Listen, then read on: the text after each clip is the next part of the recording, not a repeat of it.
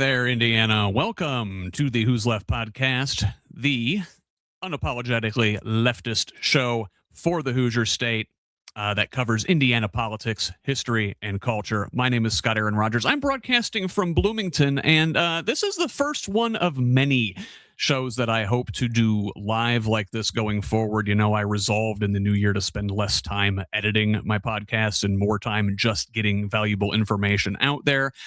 As such, I've got a series of interviews just like this one tonight scheduled in the coming weeks. I've got State House candidate Nate Stout next week. I've got another State House candidate, Sharon White, several weeks from now. We've got a congressional candidate, Drew Cox, lined up. I've got a few town halls, virtual town halls lined up with congressional candidates Brad Meyer and Jackson Franklin. My Labor Radio's Mark Gavart is going to be here in the coming weeks. The incredibly talented Indiana's own Dana Black is going to be here a few weeks from now as well. So lots of big things here on the horizon at Who's Left and on the Progressive Indiana Network. But first, tonight, my guest is Jared Stancombe. And Jared ran for State House down in the Lawrence County area in 2018, and for the last 5 years, he has been working in D.C. in cybersecurity across the Big Four, working with Fortune 500 clients, the federal government, and nonprofit organizations, working on to focus on solutions to complex social and technological problems, from countering terrorism, addressing the education achievement gap, global health equity, and addressing cybercrime and geopolitical competition in cyberspace. We are going to try and thread a needle here tonight, talking about the global rules-based world order. It's a shaky condition, and we're going to tie that to the shaky condition of politics here in Indiana as well. Jared will be joining us here momentarily. Real quick before we get to the interview, I do have to, give the big ask. This is an independent media project. We don't paywall any of our content here. We don't sell out to advertisers. We don't have any billionaire benefactors. Only individuals like you keep this thing going. It is a foundational principle of Who's Left and the Progressive Indiana Network that we refuse to hide valuable information behind paywalls in the middle of a political crisis, even if that's not to our financial best interest. So, to that end, please, if you find value in this work, go to progressiveindiana.net. Subscribe at the paid level. Again, all of our stuff is free, but a paid subscription is only $5 a month or $50 a year. It helps us build the infrastructure that will pop the right-wing media bubble in this state. And listen, if a paid subscription is not in the cards for you right now, that's okay. I get it. You can still help out by liking and sharing on social media. Comments are huge. Got to have that engagement. Leaving reviews are super important. Providing feedback to us. How can we improve? And please forward the articles to your friends. Get us next time on the paid subscription. It'll all work out.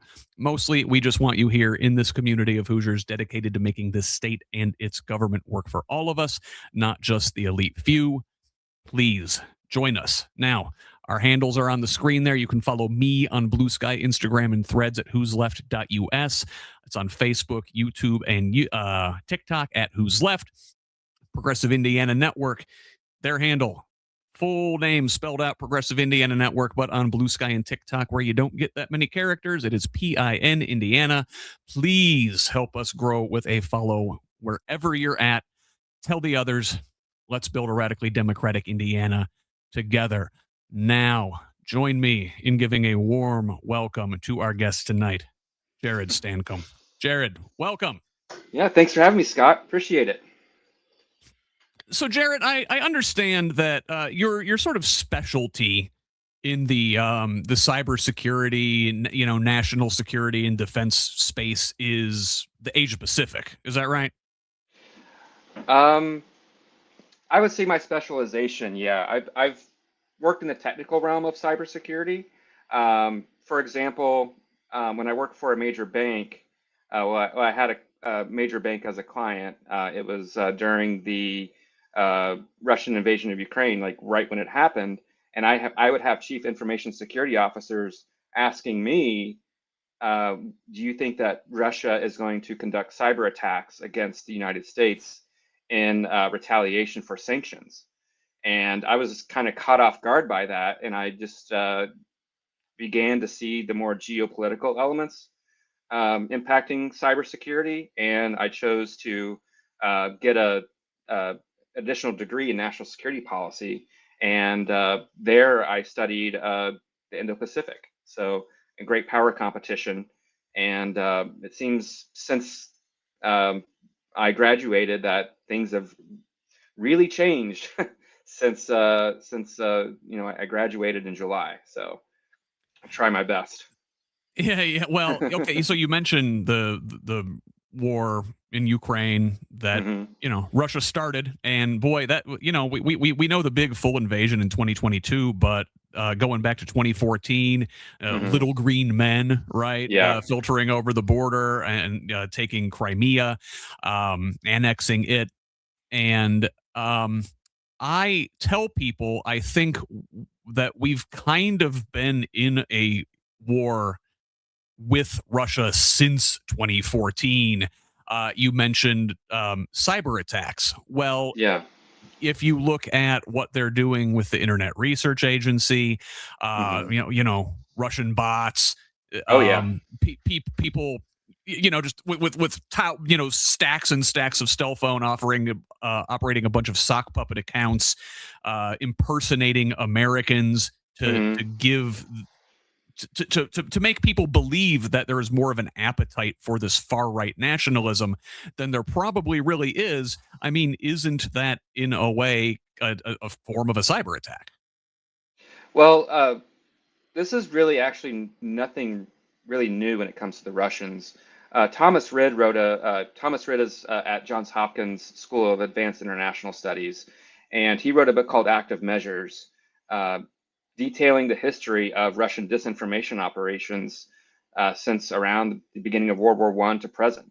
So the Internet Research Agency, though, really allows um, Russian disinformation to get into the homes of Americans rather than these disinformation operations aimed at um, like making politicians look bad, like forgeries and things like that of NATO plans. They Hmm. have persistent engagement, with ordinary Americans. And what really concerns me most, though, is the reflexive control. And in his book, he defines that as basically Russia having the ability to shape narratives in foreign countries by sharing a little bit of information, disinformation, and having, say, like right wingers in the United States or Europe take that further and further, and being able to parse that and granularize it and shape it so it's more palatable to individuals and local communities.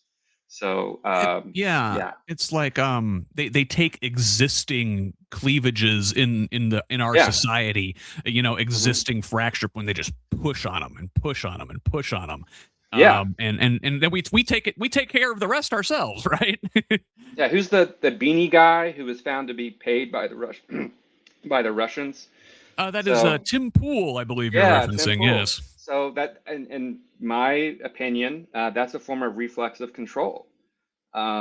He was he had this narrative that um, it was very anti-Ukraine stance, and Russia paid him to say that for quite a while.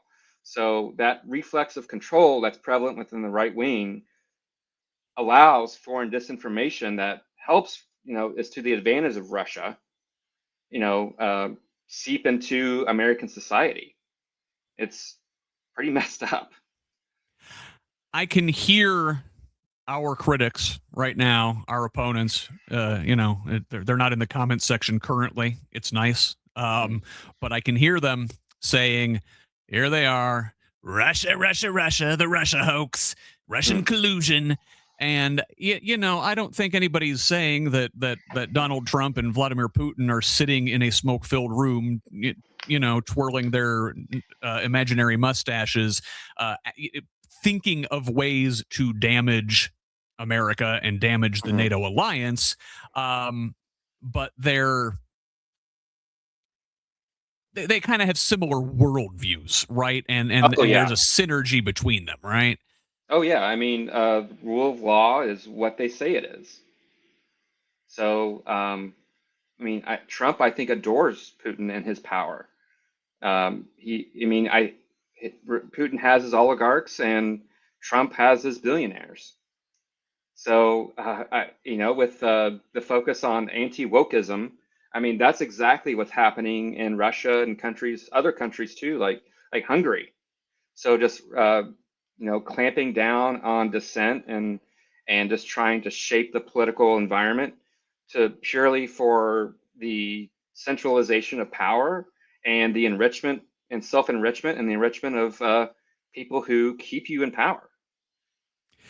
And you mentioned Hungary, and stick a pin in them because I Oh yeah. think that's kind of an important nexus that connects the Russian far right to the American far right. Hmm.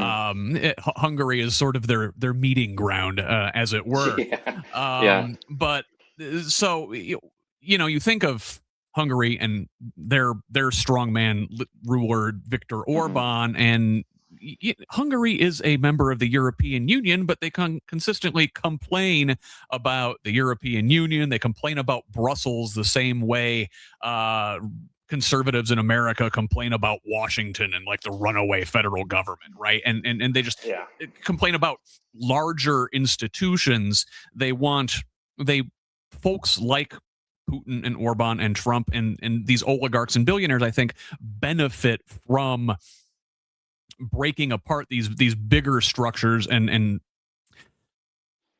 making like borders, whether artificial or actual borders, Hmm. around places, um, digital spaces, what have Definitely. you, wherever you can make a checkpoint or a toll booth that benefits oligarchs and strongmen.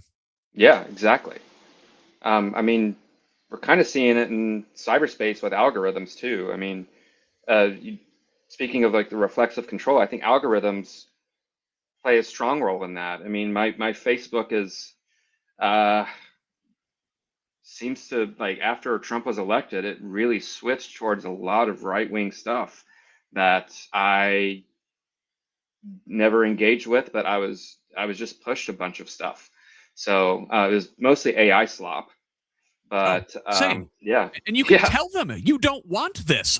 You yeah, can click I'm not interested, and they'll hmm, keep showing you this sort of yeah, thing anyway. And yeah, and I can only imagine, folks that maybe aren't paying as much attention as we are. They see those things, especially young men are a target hmm, of a lot of this stuff. oh yeah. And that's it's cyber warfare. It really is, isn't it? Well, cyber warfare I think has a very specific definition, but I think it could be considered a form of it. But I mean, I see it as disinformation operations that on steroids. So they're able to really target in, like with the Cambridge Analytica stuff.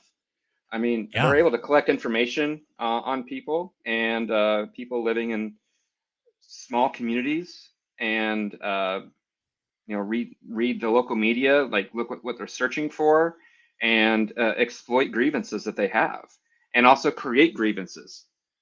So they create imaginary boogeymen, and they swoop in. They have their right wing influencers talk about it and save the day and make people feel validated. So I think for a lot of people it's empowering, but it's not for their enrichment. It's for the enrichment of Vladimir Putin or MAGA like billionaires and pro MAGA executives. Well, yeah, and those folks. It's a big club, right? And we ain't in it. It's kind of Yeah, it's a yeah, cartel. You've got the Russians, obviously, which we talked about, but you've also got like your Gulf petro states, who are very much deeply tied to Trump. And hmm, and and the energy industry in our country going back to the 70s, the Powell memo, the Mm, Heritage Foundation, Reagan's campaign was largely propped up by, Texas oil billionaires, yeah. right? And Russia's biggest exports oil, the Saudis, the Emiratis, oil, Venezuela now, oil. It's energy. It is fuel now for their AI machines too, right? um, well, I think with the AI, I've heard that data centers, the companies constructing data centers want to use, I think, like molten salt reactors. So they will actually want to put in nuclear reactors in data centers. So I find that interesting. But the whole oil thing, I mean, people in foreign policy circles call Russia, China's gas station. So, but the Gulf states too, I think Trump is strongly attracted to uh, dictators and leaders in the Gulf states. He loves the gold. He loves, the luxury. He loves, how powerful they are. And he's spent a lot of time there, and he speaks very highly of them, even though Saudi Arabia is a very repressive society, and other countries, Bahrain, Qatar, I mean, all have repressive governments too that have, I think, strong media control. I mean, state-owned media. So they're able to shape their own narratives too and crack down on any dissent. And you know, this what we're describing, and you mentioned China, and like where they fit in this is kind of unusual because you mentioned that Russia is like China's gas station, you say, but they're also leading on renewable energy. Yes, yes. And like where do they butt up against this the international oil Hmm. cartel that it seems like the United States and the Gulf states and Russia are sort of forming into. Well, I think it's I'm thinking that I'm coming to believe that sanctions aren't being as effective and they need to be more targeted against lead repressive leaders in these countries, particularly Russia, with the oligarchs and everything, the leaders of the executives of all these gas companies. I mean, they don't know where their yachts are, and nothing really has changed economically in Russia in 20 years. So people are living in squalor. So, but I see the relationship between China and Russia, sure, not necessarily ideological, but China having an immense need for oil just to keep pace with its long-term plans. So China has a long-term plan. I think Xi called it the national rejuvenation, where they want to become a global superpower by 2049, and they want to have military capabilities basically around next year. They want to have the military readiness to invade Taiwan. So, and they're actively working on that. And they've been conducting military exercises. They've been dramatically increasing the size of their navy. Their air defense systems are prevalent. They have a lot of radar systems pointing in the Indo-Pacific. They have missiles like the Guam killer that can reach Guam and attack our bases throughout the Indo-Pacific.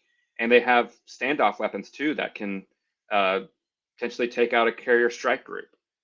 There was a military exercise or a war game that the Center for New American Security did with, I think, the Senate Foreign Relations Committee, where the red team, the People's Liberation Army team, launched a nuke high above the Pacific to create what's called a high altitude magnetic pulse that basically took out all computer systems in the Pacific. So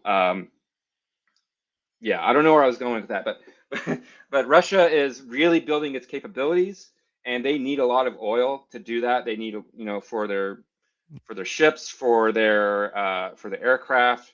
They have a lot of need for the military and also to fuel their economic growth. But they are becoming the world leader in electronic vehicles and renewable energy. And while Trump is focused on oil, I think the world is moving on, and they're Yeah. seeing the benefits of renewables. They're seeing, the return on investment, and Trump doesn't even believe in climate change. So, I Well, mean, they believe in it enough to know that Greenland and the glaciers there are melting, and there's going to yeah, be access to rare earth minerals and Arctic shipping lanes. I mean, I think these guys that's true. know Yeah. goddamn well, especially with the oil industry folks. They knew that climate change was coming decades Oh ago. yeah. Yeah. Going back to at least the 1950s, they knew that this was going to happen. They kept it under wraps. They hid it from us the same way the Hmm. tobacco companies kept the fact that tobacco caused cancer Yeah. Yeah. under wraps. I mean, frankly, if the insurance companies that are getting hosed by climate change and all the claims that are going to come in from areas affected by that, they could they and should sue the oil companies out of existence. But I guess that's a whole other episode. But Yeah.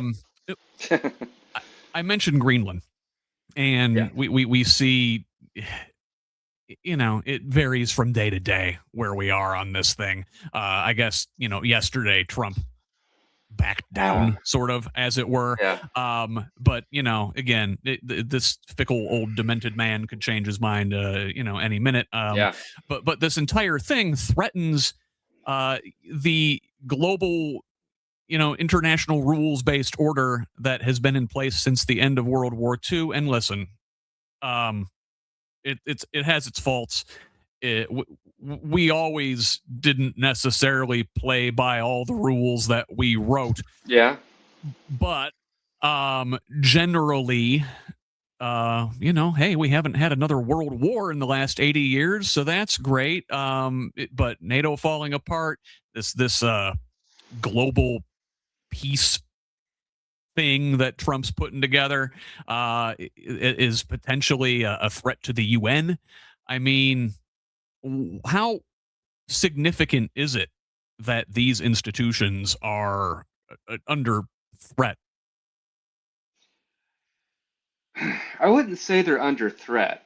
I think that just the retreat of the United States from multilateral institutions, like, say, the Global Forum on Cyber Expertise, I mean, that helps inform cyber norms, like governing the use of um, offensive cyber operations, cyber attacks. So making sure that, say, critical infrastructure isn't targeted, like hospitals aren't targeted. So but it seems like there's a retreat in, at least what I've seen, in UN forums related to cybersecurity and related to climate change, and I think some on immigration and refugees. So, but I think I think the world is going to move on, and there's going to be other countries that fill the void, especially China. China is very invested in um, components of the UN, especially the International Telecommunications Union, to further Huawei, and Mm-hmm. yeah, and making sure that Chinese technology, like cellular technology, computer networking technology, um, AI technology, is proliferated across the globe.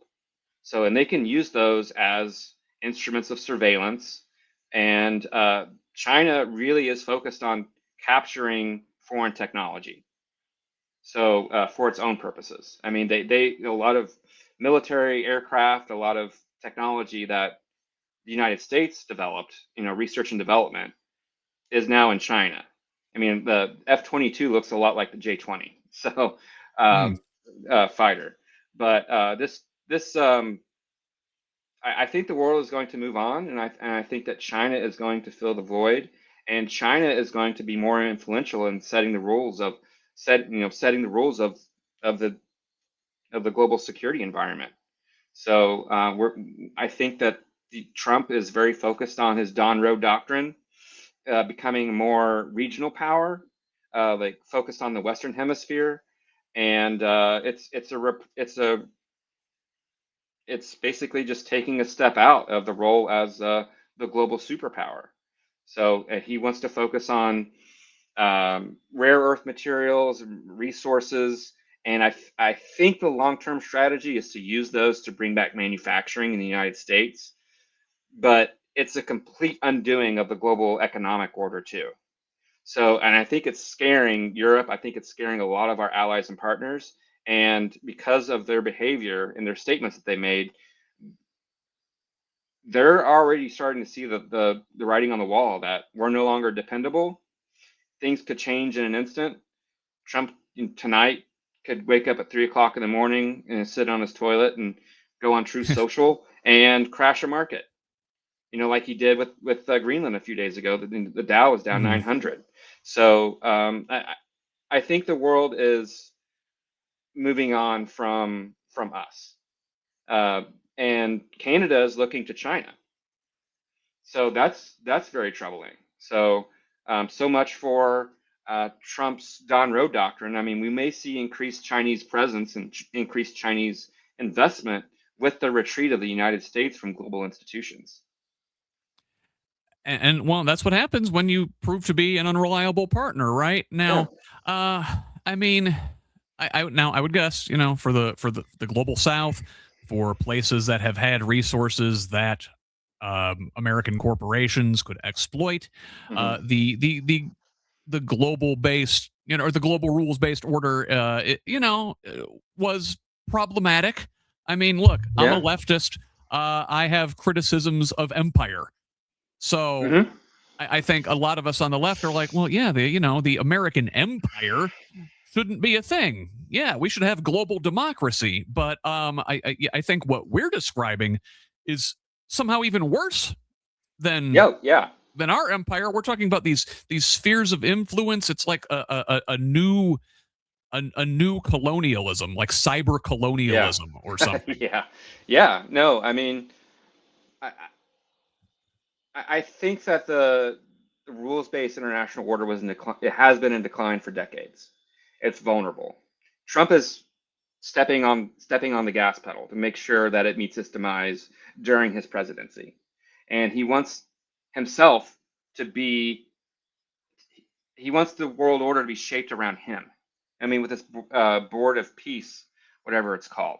Yeah. I heard that like Netanyahu and Putin and basically leaders of every country that has had a conflict over the past couple years, it has been invited to this, and it's focused around rebuilding Gaza. They're not rebuilding it. They're going to colonize it. They're going to put a bunch of Trump casinos and make it about Trump, and he's going to have his name on multiple buildings, and he's going to be able to go there, and millionaires and billionaires are going to go there and spend money, and that's what it's all about. It's about enriching himself. So, but I do see other countries like building their own spheres of influence. China and in the Indo-Pacific. I think that there's Bessent said at Davos that his main concern is Taiwan because of the presence of TSMC Mm. and semiconductor production. But with this emphasis on bullying countries with rare earth materials, I think they're going to try to move that semiconductor production to the United States, but that's going to take decades. That's not going to happen during the Trump presidency. That's going to happen long after he's gone and we get that big beautiful obituary. So uh, I think they're trying to think long term, but it doesn't quite make sense to me. So with Taiwan also has a very strategic geographic position in that it's located in an area that basically is the key to the rest of the Pacific. Mm. So Hmm. shipping lanes could be impacted. They want to increase the size of our navy. They actually want to increase the defense budget by 500 billion, which is That's nuts like to me. 50%. That's Yeah, huge. yeah. So yeah, On top of already huge. Yes. yeah. So I think that we're looking at a more militarized foreign policy and while simultaneously retreating from the global international order and also human rights too. The Biden administration focused on they had a narrative of democracies versus autocracies. I don't think that's this new global security environment is going to respect human rights at all. I think it's going to be purely about interest. And Trump has already been cozy to Putin, very cozy to Putin, and also becoming more cozy to Xi. So I just don't think that matters anymore. Like with the Uyghurs in China, they've been putting them in concentration camps.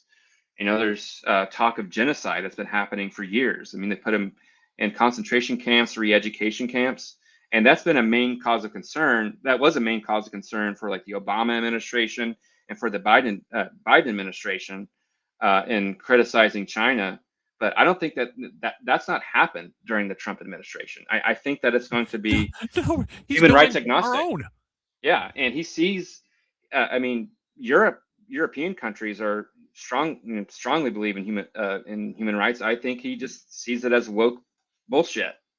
I mean, he's all about just like furthering his own interests, self-aggrandizement. So yeah, I mean, the rules-based international order is not going to be values-based or morals-based. It's going to be based on spheres of influence and what you can get out of your sphere.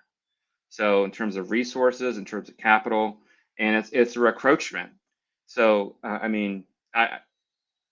I see China fully exploiting this, and they have long-term plans, and I'm sure that those are going to be accelerated because the United States is in retreat. What we're describing basically with Russia and China and a more authoritarian America. If you look at the Gulf states, Erdogan in Turkey, Yeah. Modi in India, even Netanyahu has these tendencies in Israel. Bolsonaro in Brazil, they did something about him, but that strain of autocratic impulse still exists there. Lula's an old guy; he's not going to be around forever. It's a scary time, and we talked about Hungary and Orban. And that sort of being the nexus between the American far right and these other ethno-nationalist movements. And the CPAC, the Conservative Political Action Conference, they've had multiple of these now in Hungary. And our Secretary of State here in Indiana, Diego Morales, went to one of these to speak. His wife is Hungarian. Now, don't sue me. I'm not saying anything. I'm not making any accusations, but there are connections there. But even if there aren't actual Hungarian intelligence telling Indiana what to do, we're emulating them here in our own way. The gerrymandering. I think we invented gerrymandering in the United States, but Orban's Hungary has taken the ball and sort of run with it and perfected it. And now we here in Indiana, in other states, are being more shameless with it. Now, thankfully, last month in December, our state legislators defeated this gerrymandering gambit. But I mean, still, there are a lot of what author David Pepper describes as a laboratory of autocracy, and Indiana is one of these. Red states are sort of proving grounds for moving the ball in an autocratic way. And the states and then the larger far right movement sort of learns what they can get away with. Yeah, I mean, mean, I grew up here, I went to college here, and my whole family's here basically. So I keep tabs on things. I talk to friends, um, try to keep tabs on things, but um, it's just I see Indiana as a purple state that is being held hostage by the Indiana GOP because they write the rules. They set the chessboard. So in southern Indiana, when I ran, I mean, I ran purely on three things. So harm reduction, making sure that communities are safe during the opioid crisis, stopping schools from closing, and also helping communities attract talent. I mean, in Bedford, where I'm from, um, there's not a whole lot of opportunity, and people my age are working fast food and retail. They never really thought about pursuing higher education. They're just trying to get by and pay the bills. And there's no real professional advancement. There's no real career opportunities. It's just people trying to get by with, working for Walmart and Lowe's and Steak and Shake. So when they have kids, they're only focused on their lives. They're not focused on politics. They're just trying to deal with how the reality of their lives.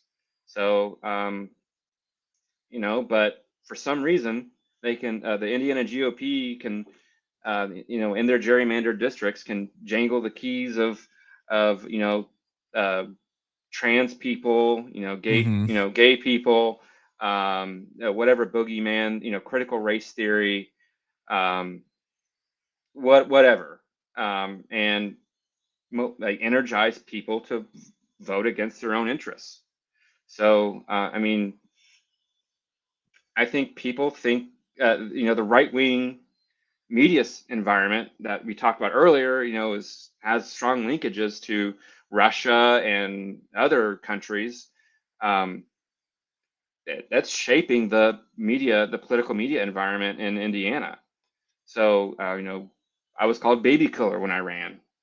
So, I had a, I talked to someone at a bar in Bedford about assault weapons, and they try to get me, like, what is an assault weapon? I'm like, well, it's a firearm with select fire, and that's right. So, but it devolved into argument with some guy wearing an NRA T-shirt, and he tried to attack me, and luckily someone held him back against the wall while I was sitting at the bar talking to like 3 to 5 people about assault weapons and why I think that they should be more regulated. Yeah. So I mean, You people and are like asking 80 me, to 90% of the population, including yeah, NRA members, except for like yeah, that guy. It's always like you find the loudest, most aggressive person and you push their buttons. It's like we talked about before, where the existing cleavages in our society are pressed to get people yes, emotional and mm-hmm, riled up. You said they jangle their keys, right? And mm-hmm, that's a metaphor I like to use as well. They jingle the culture war keys while they're yeah, picking your pocket, right? While they're exactly, extracting all the value out of our communities. Um, all of the blue collar jobs have been automated away. mm-hmm, Now AI is coming in and automating away a lot of the white collar jobs potentially. oh yeah, oh Um, yeah, then what's left? It's service industry stuff. Now we could reconstruct our society and value those things. Um, Especially what blue collar, white collar, what I call pink collar jobs, which are typically or traditionally have been women's jobs, mm-hmm. caring for people. Well, we could, as a society, place our emphasis on those things and caring for each other and making that what is valuable, um, instead of the extractive things Yeah, that we do now. So, but like you said about Trump and his feelings about Europe, there's this sort of toxic masculine way of looking at the world, like, well, caring for each other. That's gay. Yeah, yeah, yeah, yeah. And international like treaties, like legally passed into law treaties, uh, agreements, alliances, and partnerships that have been long standing. I mean, European countries, after we invoked Article 5 of the NATO Charter after 9/11, they were with us for 20 years in Afghanistan. And Trump yesterday said that they've done nothing. We've gotten nothing out of NATO. So I've seen all these vets on social media saying, you know, I mean, I was there, so I didn't do nothing. So I was deployed there. British soldiers, French soldiers, German soldiers, Norwegian soldiers. I'm seeing lots of posts on social media of like, we were there for you when you needed us. So why are you saying these things? I don't think he sees any value in that. I mean, he called soldiers, he called service members losers and suckers. Hmm. So I mean, I don't think he has any sense of appreciation and honor when it comes to people serving in the military, and the sacrifices that European countries paid in blood and treasure in supporting us in the global war on terror. So, uh, and you would think Todd Young would speak up, but Oh, he, no. Todd Young, man, Yeah. that guy, such a spineless weasel. Like, he'll feign concern. He'll act like he cares about these things, but when it really comes down to it, in the end, he always goes along with Trump. Yeah. Yeah. Never stands up. He's an appeaser. And there there's a bipartisan strain of appeasement, I think, in Indiana, Oh yeah. when confronted with this MAGA authoritarian sort of strongman movement. It's what I think of as like living in an abusive home, right? You think, Yeah. oh, if I make myself Yeah. small, if I go along to get along, they won't pick on me. They're not going to Hmm. beat me up this time. But like, you still are in an abusive situation if you do that. If you don't stand up for all of the talk about strength and um, violence and standing up and standing on your own, and a rejection of the working together. Yeah. um I find that there's a whole lot of caving, and it's us folks who are you would think of, we carry ourselves as internationalists, as people who want to build um, multilateral structures, who want to cooperate, who want Hmm. to build human centered things, and it's up to us to, in the end, stand up and be strong and punch the bully back. Well, punching the bully back, in my experience with the Democratic Party, like the go along to get along is exactly what I saw. Don't rock the boat. Don't put out bold positions. Don't make bold statements. Don't stand for much of anything. Don't don't piss off Republicans, because you'll mobilize them and they'll vote against you. So when I ran, I talked about um, giving safe supplies to people who use heroin, so that people could be safe from HIV and hepatitis C. I mean, there were over a dozen um, public health emergencies in Indiana because of hepatitis C, hepatitis A, and even HIV. So and harm reduction is literally the most conservative, economically conservative part of the solution. Costs nearly nothing. Someone with hepatitis C costs it costs $80,000 to cure them, and it costs $1 million to treat someone with HIV.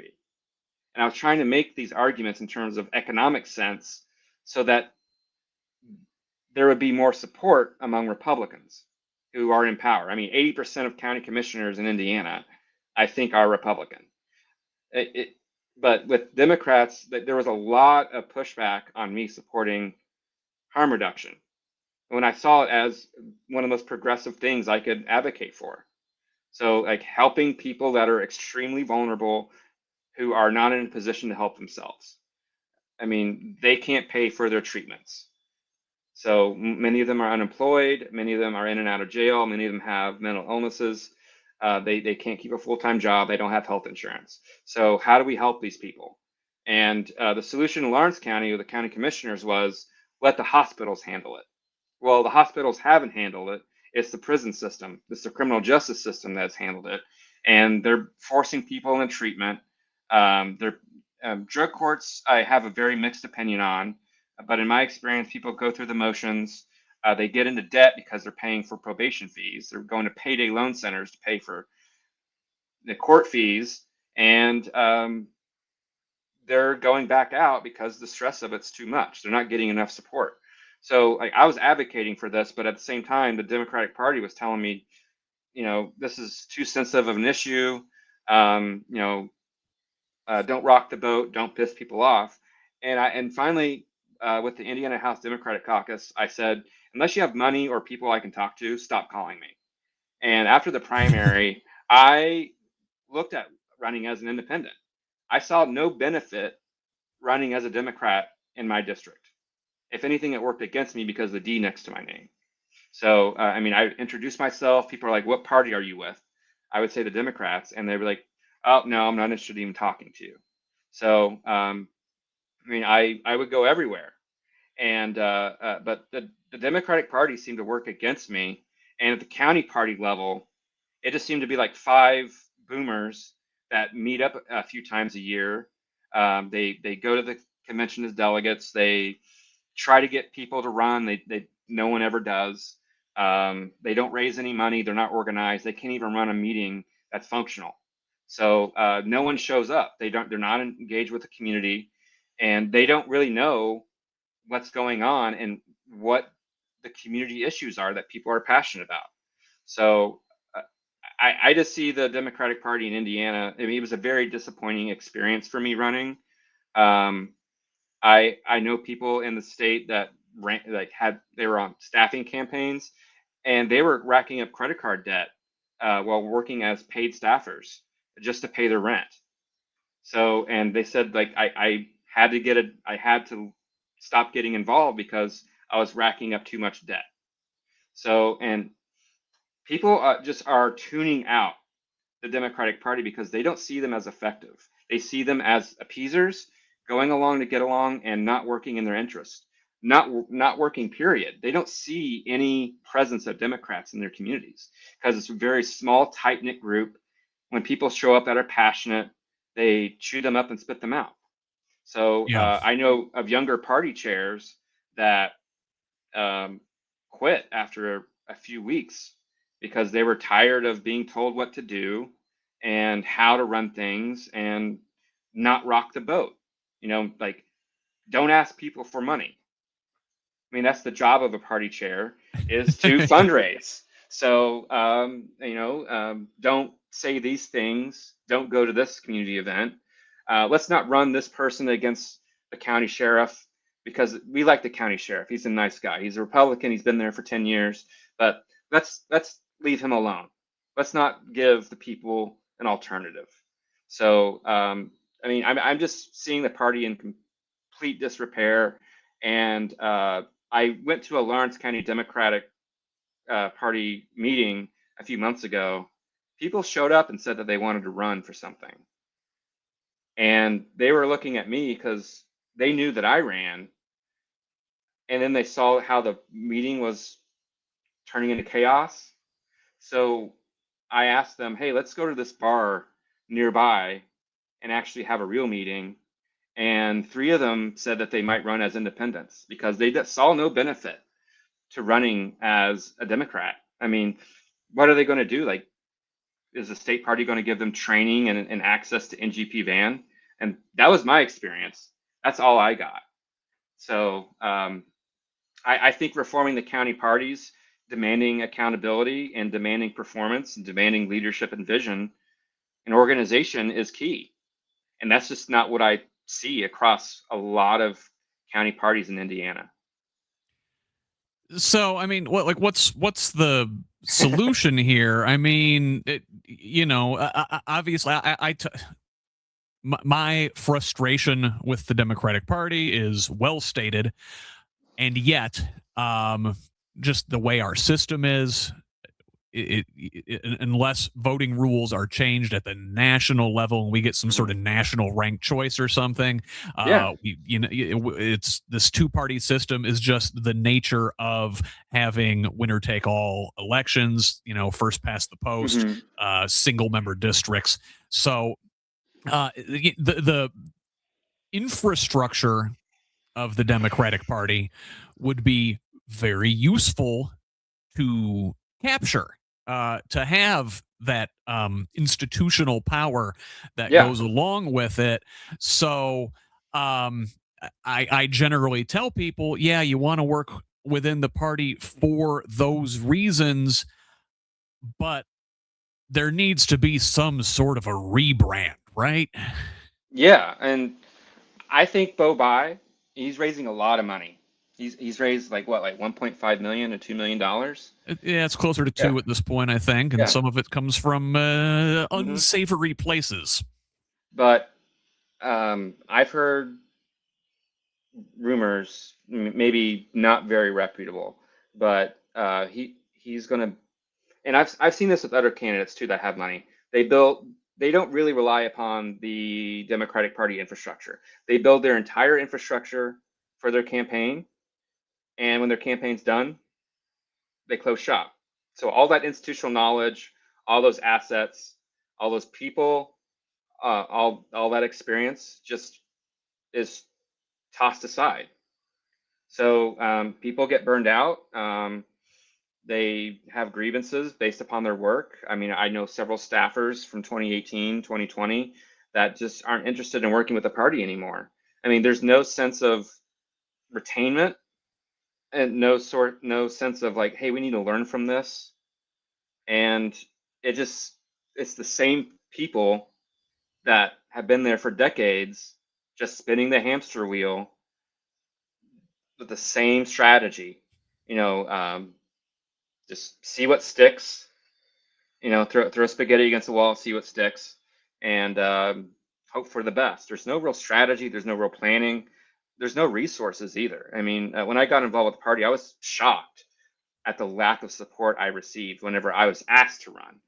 I was asked to run, so because I was showing up to events and informing candidates on harm reduction, help them, deal with challenges in their own districts.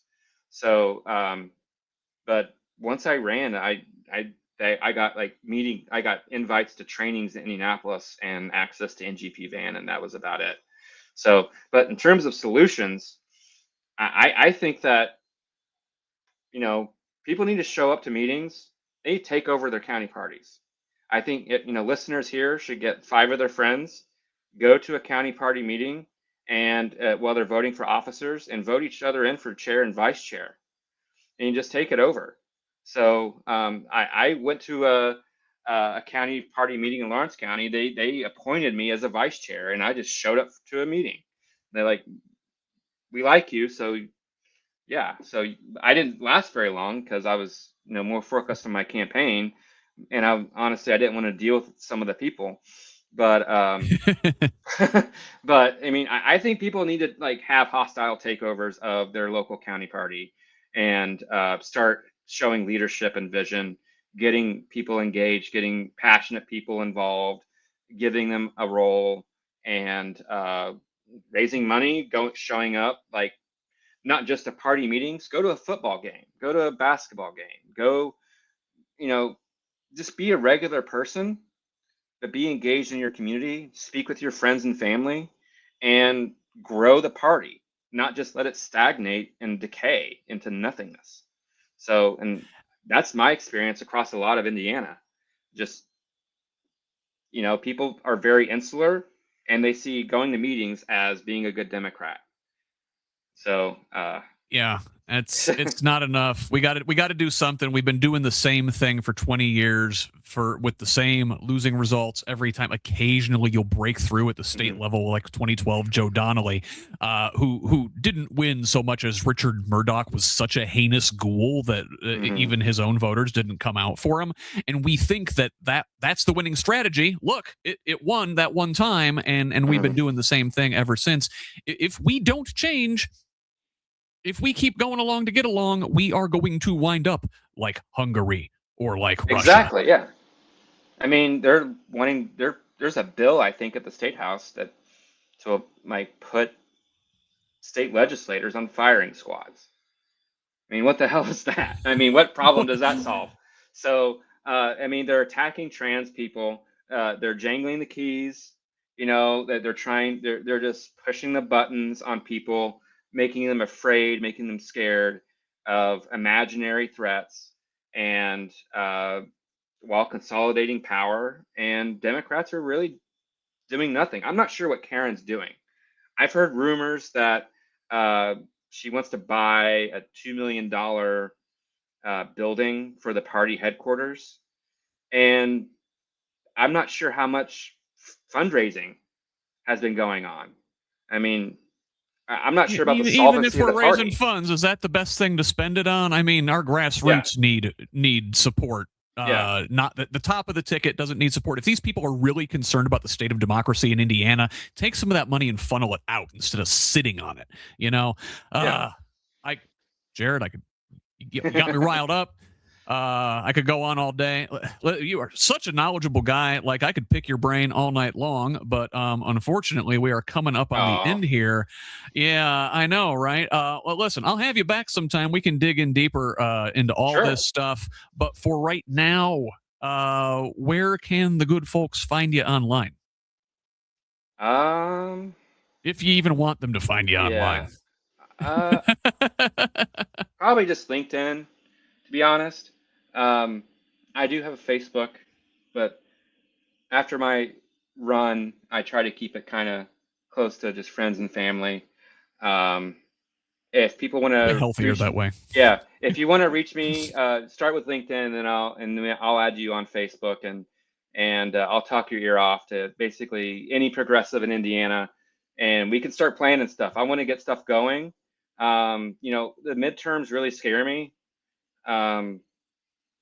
You know, Trump has a very low approval rating right now, but I mean, it's a long time between now and the midterms, and I'm really concerned about voter rights, voter safety, and honestly, trying the Trump administration interfering in elections in Indiana, so and across the United States too.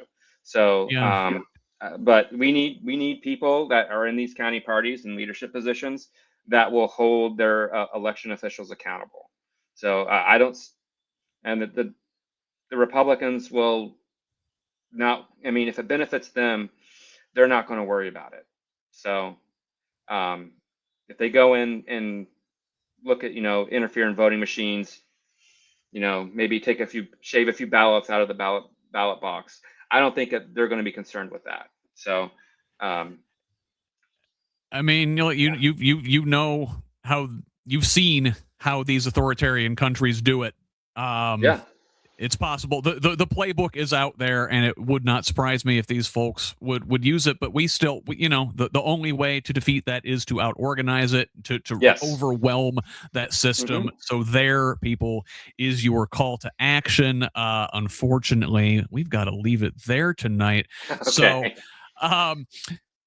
for now, Jared, it has been a pleasure to talk to you. A wealth of knowledge. Like I said, I'd love to pick your brain all night long. But for right now, folks,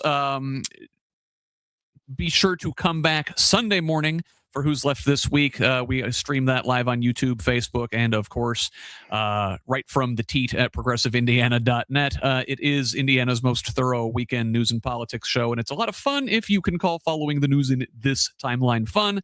I got a new panel every week. We talk about Indiana news, and we look at U.S. and international happenings through a Hoosier lens. I hope to see you there in the comments. One last reminder to please consider supporting Who's Left and the wider Progressive Indiana Network with a a paid subscription if you're able. This project does rely solely on the generosity of kind patrons like you to make this information available for free to everybody. Again, that is at progressiveindiana.net. Could also use a follow on social media at Progressive Indiana Network on all of them except for TikTok and Blue Sky, where it's PIN Indiana. You can find me at HoosLeft on most of your social media sites. Email me at scott@whosleft.us with feedback, tips, ideas, or concerns. And finally, again, share this with your friends and have them pass it on too. Let's keep building this project and a truly democratic state, one conversation at a time. On behalf of my guest, Jared Stancombe, I'm Scott Aaron Rogers. Love each other, Indiana.